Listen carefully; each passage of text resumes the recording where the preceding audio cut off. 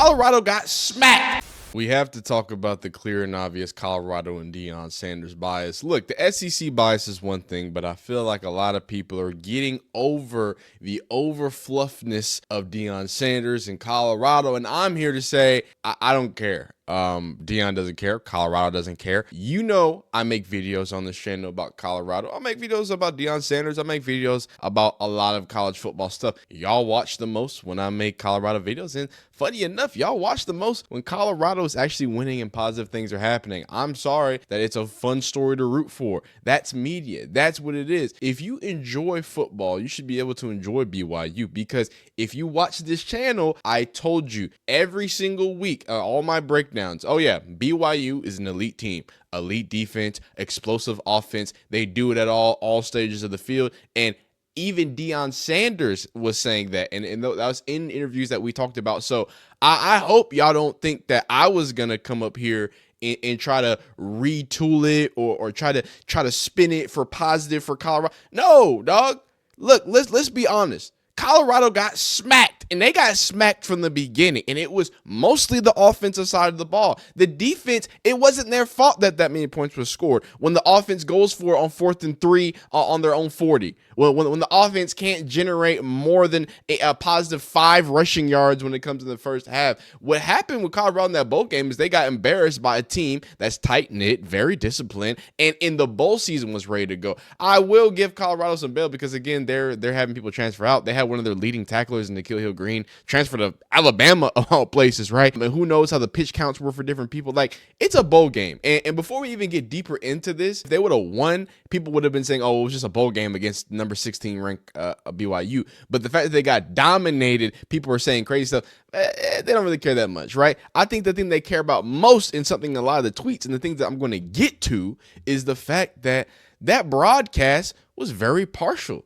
to Shedeur Sanders, to Deion Sanders, to Travis Hunter. We're going to watch a little bit more of the press conference on the back end.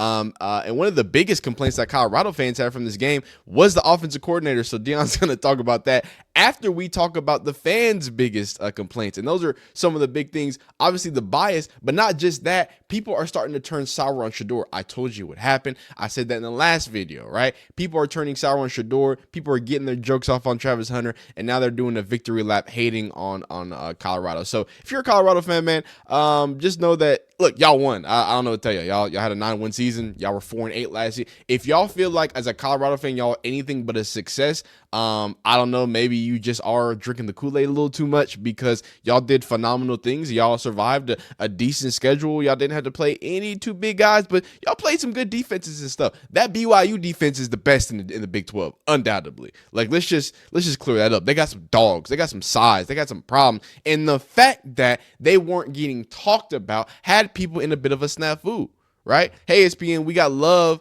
We get that you love Coach Prime, but is it possible for your announcers to control their prime man crush and talk about the team that's up 22? And we have to, I'm not going to sit here and say it's not true, because this is true. Look at the headlines for the BYU. The Bengals Law Warrior, 8 rejected at ECU's playoff bound. Hunter Shedeur and end great run at CU despite loss. That's what it is.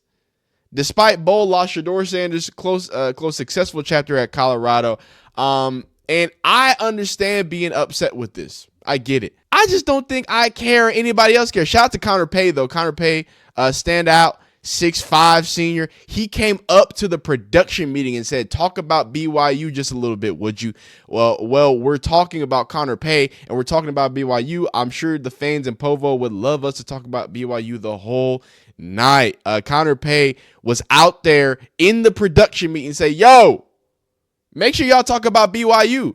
And to all this, I have to say, I don't care. Like, I really don't care. And I'm not some Deion Sanders. Actually, yeah, I'm a Deion Sanders fan. I'm sorry. I'm sorry that Deion Sanders is one of the greatest athletes of all time. He's going to get some bias in football media. Y'all get how that works? If you're one of the greatest and have done things at the highest levels in college football and at media and in coaching, because he's been coaching since Pee Wee and high school and HBCU, and now at the Division I level, right? I mean, not Division I level, at the FBS level, right?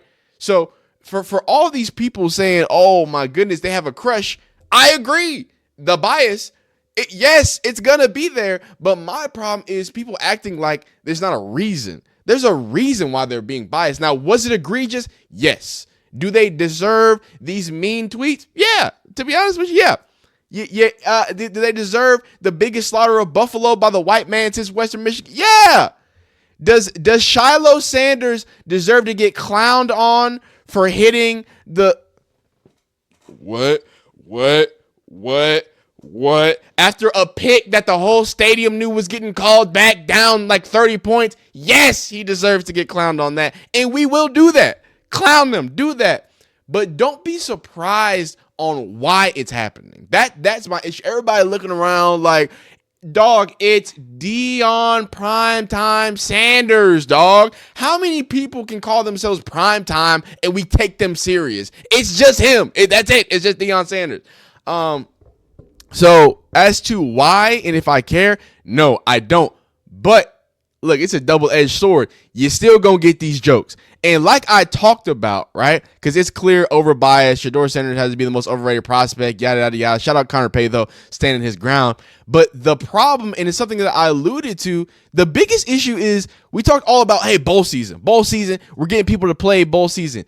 That all it did was mess up Shedeur Sanders' stock. Now, is it really going to mess him up significantly? No, he's got a bunch of tape, and he's got a lot of connects in the NFL. Look, the NFL is like every other job. It's just about who you know, not what you know or what you do, okay? You want to tell me Daniel Jones deserved 2 NFL contracts, and Shedeur Sanders isn't about to get one? Yeah, scooch up out of here. Mitchell Trubisky. It's not like a brisket. Mitchell Trubisky, the dude, the MC, he's in the NFL. They allow him to throw footballs. No, dog. It's about who you know. And sorry, Shedeur Sanders, like we talked about, happens to know Deion Sanders, one of the greatest NFL players of all time, one of the greatest football players of all time. So him being exposed for having the pocket presence of Jameis Winston pre-dyslexia surgery is fair. It's a fair thing. And Shedeur was terrible. Those long sacks were terrible. Look, I get it, offensive line's bad, and we can say that all day. But if you just say offensive line's bad, then I think you're ignoring like the intricacies of football. You're ignoring what an NFL prospect is going to be looking at a quarterback. I need to see that, oh, okay, you're going to give up a play in the NFL instead, or give up on the play instead of try to make something happen and go from being on the 5-yard line in red zone to now on the 40-yard line and Mata can't hit anything past 30. Ugh. Like, they do deserve it. Colorado does deserve this. What they don't deserve is to act like Shedeur Sanders didn't play good football, though. What they don't deserve is acting like Travis Hunter didn't deserve the Heisman, because he did do something remarkable. It wasn't just snaps. He was top 5, arguably, if you want to go there. Okay, I'm sorry. He was just top 10 at 2 positions that are some of the most competitive and highly, drafted out of college. Highly drafted is not, I don't think, a thing, but highly competitive positions in college football. He was at the bare minimum, if you're a hater, top 10. I mean, he was like number 5 in receiving yards, number 2 in receiving touchdowns. Not great interceptions, but again, if you're counting cornerbacks on tackles and how many interceptions they get, you might need to watch a little more college football. But in all of that, in saying all of that, the bias is only going to continue. I want y'all to know, man, this isn't LeVar Ball. This isn't just some whatever. This is a guy who, again, just don't act like Deion Sanders. 2 things. Don't act like Deion Sanders isn't above criticism, because, again, they deserve this. They deserve being talked about having terrible clock management. They've done that. If you watched all the Colorado games since the beginning of the season, they've had terrible clock management. They cannot manage close games. They're terrible. I don't know if that's a Deion Sanders thing. So he has like 3 timeouts if he just gets confused. I don't know. I have no idea. So he does deserve that. Shedeur Sanders does deserve criticism for holding on the pocket too long. Travis Hunter, I don't know. Only thing they can criticize you on is your lady, because everything else you do is amazing. I mean, the dude had 4 receptions for 106 yards and a touchdown. People are trying to be like, oh my God. Travis Hunter only, they're like, he did, what's it called? Travis, realizing his girl was a 2-way player. They said something about Travis Hunter only had, he had no points in the second half. It's just like, dog, he had a catch for 68 yards. So, look, I'm not here to mince words. I'm not here to make things seem like what they aren't. Look, man, if you lay a stinker in a bowl game, you should get judged. Now, you shouldn't get judged long. I mean, they didn't do this in the Big 12 championship. They didn't do it in something where it actually matters. Sorry about it. Bowl games are for fun and for pageantry. Shout out to Shedeur Sanders and Travis Hunter for playing the full game. Everybody is so happy to hate on Shedeur and Travis Hunter and hate on Deion Sanders. Dog, they played in a bowl game. They're both for there's nothing positive about Shedeur Sanders about playing that game. Nothing positive about Travis Hunter about playing that game. And then doubly because of the result. It was only negative playing that game, but everybody's focused on them being bad. They've been bad the whole season. They've not bad, but they've been a mid to good team. And BYU's been one of the most elite teams, especially in the Big 12. They were the favorites to win the Big 12 at like the half point in the season. We're undefeated at most part of the season, and they ran into a Kansas Wonderluck team. Like, don't do that. Don't do that. They did get smacked, though. Listen, I want everybody to know, because I'm a Colorado guy. I'm a Deion Sanders guy. I'm a Texas fan, though. Y'all, somebody in my comments, let's be say I'm a Colorado fan. What? No. I'm a fan of the man. I was watching highlights. I was sneaking in third grade. Not third grade. What was that? Fifth grade, middle school, watching highlights of Deion Sanders in a Redskin jersey, too. I was watching that. I was watching the Redskin. I was watching the Ray. I was watching all of the highlights. I didn't just stop at San Francisco. I'm going to stop yapping. Let's hear what Deion Sanders has to say. We'll close this video out. Hey, Coach. Nikki Edwards, Hughes Sports Report. When you look at the work your coordinators did this year, Pat Shermer and Robert Livingston, what would you say about their body of work and their resumes stepping into these new roles? They did a wonderful job. I'm proud of them. I love them to life. They know how to communicate with all our young men. They really put them in positions for them to be extremely successful. And I love where we're headed. I'm proud of those two. Not just those two, the whole staff. And I'm pretty sure a couple of them going to come in my office about elevation, and because people are going to want them on their staffs. And that's what we're here for. We're here to advance people. Either get terminated or elevated. It's going to be one of the two sooner or later. Question, second row. Coach Harrison Simeon, Scobo Sports.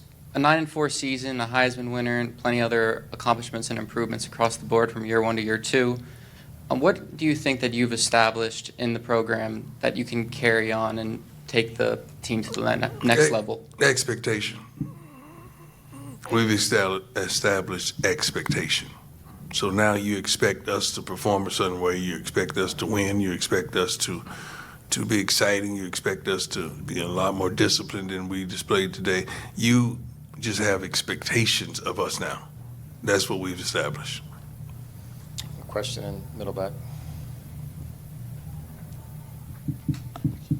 Coach, so as some of your players start to depart to the NFL, what have those messages been like as they prepare to hopefully have some great NFL careers? Well, he got two up here, so you guys talk about that for him.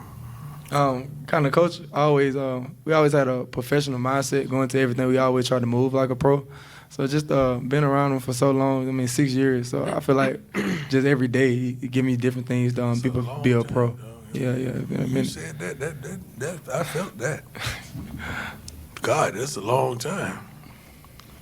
I would say just by what he established in us and just the way how he goes about everything and the way how he make us go about everything. So I feel like that's already instilled in us. So I don't really see a big change, big difference because besides just the level of it, but everything outside of that, I feel like we had the full experience our years in college.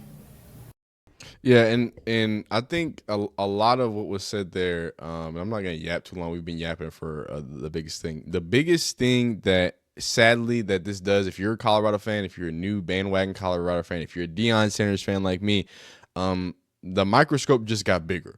To be honest with you, if they would have had another bad season and whatever 4 or 5 wins, people would have stopped paying attention because you notice how they weren't really paying attention as much as the beginning of the season. People were whatever, and then they won some games, and then it was like, all right, and then they lost again, and then people could be happy again because of they built up that expectation.